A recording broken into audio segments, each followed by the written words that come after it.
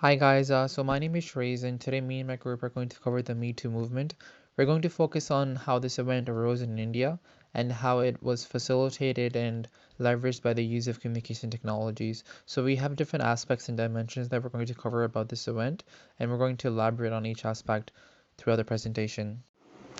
So over here we have an overview of the presentation. Like this slide over here summarizes what this presentation is going to cover, the topics and the aspects. So we have different dimensions and different aspects we're going to cover in this presentation, and we're going to break them down and elaborate on each topic, on each aspect. So first of all, we're going to talk about the background information, the context, just to give like a overview or background of the event, how it started and how it gained popularity, and obviously the communication technology that is associated with this event. And we're going to cite some examples of how communication technology was utilized like as a social media platform. So we're going to cite some tweets and all those kind of things. And then we have the advantages and disadvantages and its short-term and long-term impact. So basically how this entire event affected the environment as a whole or the society as a whole, and how it has shaped people's perception about women raising their voice, and how it has just created change in India. So, coming to the origin of this movement, so how did this Me Too movement start? It was primarily initiated by Tiara Barak, who is a social activist. She initiated this movement in 2006. So, the reason why she started this campaign or this movement was basically she wanted to emphasize and accentuate the ongoing prevalence of sexual harassments on women. So many women, before the rise of social media, before the rise of communication technologies, did not have a platform or a channel or a source to raise their voice, to project their voice, or to like share the stories of sexual harassments or the challenges that they have gone through. However, with the rise of Twitter, with the rise of different social media platforms, things started to get different, and this was the motivating factor for Tara Barak, as she wanted to use this platform, she wanted to use social media to project not only her voice but voices of many other women. So the users of the hashtag MeToo became widespread globally, and just like a couple years back, around 3 years back, Harvey Weinstein, who's a celebrity, was accused for sexual harassment. So this goes to show on the effectiveness of the MeToo movement. Women started to have the courage and power, and they became empowered to raise voices even against celebrities that are renowned and have a prestige in the social domain. So, with the amplification of this Me Too movement and its functioning at a global scale, many women across India started to become more confident and started to resonate with the tweets and stories being shared across the globe by many other women. So, with the tweets coming across the globe from many other countries, what this did as a result, it gave confidence to women, it gave them courage to speak out and utilize social media, or in particular Twitter, as a platform, as a channel where they can project and raise their voice. And utilizing this two-worded Me Too hashtag allowed women to build a strong, widespread network on the basis of social solidarity. If women are able to build a network or endeavor to build a network that have common grounds or common concerns, the effectiveness of that network tends to become really high. And this was seen with the Me Too movement. Initially, when this Me Too movement came in India, it wasn't as effective until a Bollywood celebrity in the Indian movie industry initiated and raised her voice against another celebrity about sexual harassment. So she basically accused another celebrity on sexual harassment, which is usually really rare. You don't see people or celebrities accuse other celebrities, which basically because a lot of people tend to go against you if that happens. However, with the case of Tanushree Dutta, it was different. She had the courage, she had confidence on the social network. She knew that many women have gone through likewise experience. So she was able to utilize this Me Too slogan and build on this, and project her voice and share her story with many people by having a global audience through Twitter and through other platforms. So as soon as she shared her story, Twitter was basically flooded with many stories and tweets from other women that went through likewise experience. So from struggling models to other celebrities in the Bollywood movie industry, they were sharing the stories that were based on sexual harassment. And those stories weren't recent. There were many years before. The stories happened many years before, and they did not have the courage or the confidence to share the stories. However, with this Me Too movement and with its widespread use in India and with its multiple tweets and stories being shared on Twitter, many women started to connect with other, and this was the turning point. This was what gave strength and courage to women to share their stories with other people and with an audience. So all of these aspects tend to tie with the social movement theory that we discussed in class, because the major premise of that theory is to induce social change. And we can see that over here in the image that Tanushree Datta is seen speaking out and raising her voice and sharing her story. And what this is doing as a result is empowering and encouraging other women to do the same thing, which increases more awareness and builds a stronger network. Now we're going to get to the communication technology aspect and explain how Twitter as a platform has facilitated and been involved in the entire Me Too movement and how it has influenced many processes of this Me Too movement.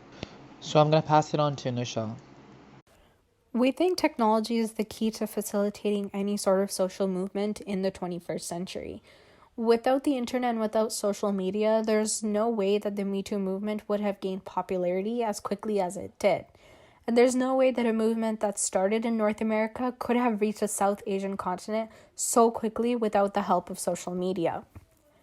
The borderless nature of the internet enables it to reach a much wider audience and then have that much more of an impact. And that impact can resonate much further than where the movement started from. The MeToo hashtag changed the way that sexual harassment can be seen and heard, increasing women's capacity to speak about violence and increasing society's capacity to witness violence through technology. So this figure is showcasing how the MeToo hashtag has been used around 19 million times on Twitter by the end of 2018, and the spikes in the graph indicate when there was a dramatic increase in the use of the hashtag, particularly around news events. This ties in with the new social movement theory in terms of technical affordances, how the use of the MeToo hashtag 19 million times indicates a massive level of user engagement, particularly when news stories about sexual harassment and sexual allegations are published. This engagement works both ways, the same way that news stories direct engagement toward Twitter and the hashtag, which leads to likes and retweets and so on. The tweets containing the hashtag can also direct engagement toward online news stories, leading to more views and traffics to those sites. However, participation in the movement has different meanings in India than North America. Only 36% of India's population has access to the internet, compared to the 90% in the US. And the demographic of people who use the internet is also skewed in terms of gender, income, and geography. 67% of internet users in India are male and only 28% are female. And the majority of these people belong to a higher income bracket and live in urban areas. This indicates that while the movement has managed to reach India through technology and social media and the internet, there's a vast number of the population that's unaware or unable to participate in the movement due to them not having access to technologies that would enable them to access the internet and social media. Following Datta, many men and women both came out to support women speaking up and to narrate their own stories as well. Indian comedian and YouTuber Yusuf Chakraborty was alleged by women for assault charges. Many stories were shared by various women on Twitter detailing incidents where Chakraborty had allegedly sent them unsolicited pictures of an explicit nature, asked for inappropriate pictures, and otherwise behaved in deeply inappropriate ways. Yusuf was bashed by many of its followers and by other citizens as well. In one of the threads pictured here, an Indian man spoke about Yusuf harassing a young girl. One other individual called him a predator who was pretending to be woke.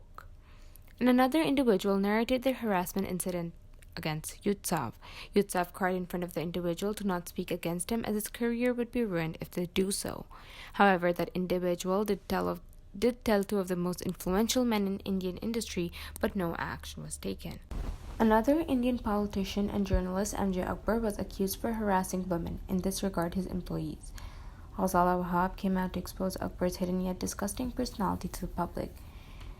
In these tweets, Harinder Bawaja retweets Wahhab's story and says how this MeToo movement has helped Wahhab to speak up and voice her story with the intent to help other women find their voices as well. Workplace harassment is quite common in places like India and continues to remain an issue to this day. Women are not given the freedom to speak up, and when they do, they're mostly backlashed by the society and are labeled guilty. They fear that they would not be heard and would be forcefully silenced.